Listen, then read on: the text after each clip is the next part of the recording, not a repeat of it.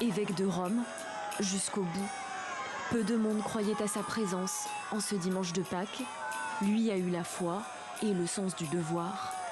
Le pape François, dans sa proximité qu'on lui connaît bien, s'offre un ultime bain de foule, bénit les bambins. Malgré sa très grande fragilité, François sort tout juste d'une double pneumonie. Quelques instants plus tôt, le souverain pontife apparaît dans son fauteuil au balcon de la basilique Saint-Pierre.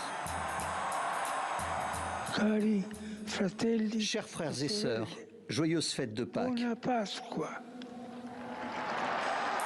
Ce seront les derniers mots du pape François aux 1,4 milliard de catholiques dans le monde. La suite de son discours, délégué à un collaborateur, est un appel à l'arrêt des combats, notamment à Gaza et contre l'antisémitisme. Sa dernière rencontre en tant que chef d'État se produit la même journée, quelques instants plus tôt. Avec le vice-président américain J.D. Vance, l'entretien est privé et durera quelques minutes, loin des ors du palais pontifical, dans la résidence Sainte-Marthe où François vit. Lundi matin, 7h35, Rome se réveille endeuillée. Carissimi fratelli et sorelle.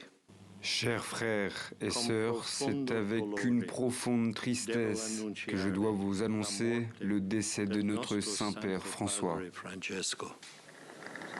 Place Saint-Pierre à Rome, les uns sont sous le choc, les autres peu surpris. Une de mes amies m'a envoyé un SMS pour me dire « Tu sais que le pape vient de mourir ?» J'ai répondu « Vraiment ?» J'ai vérifié et j'ai été très choquée parce que j'étais à la messe hier et j'avais vu le pape. Il avait l'air si fragile, vous savez.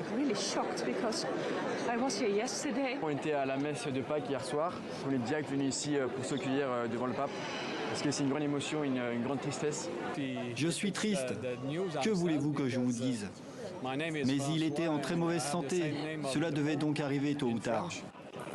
Hasard du calendrier, ce lundi de Pâques, jour du décès du pape, marque la résurrection du Christ et inaugure un temps nouveau de paix et de joie pour tous les chrétiens.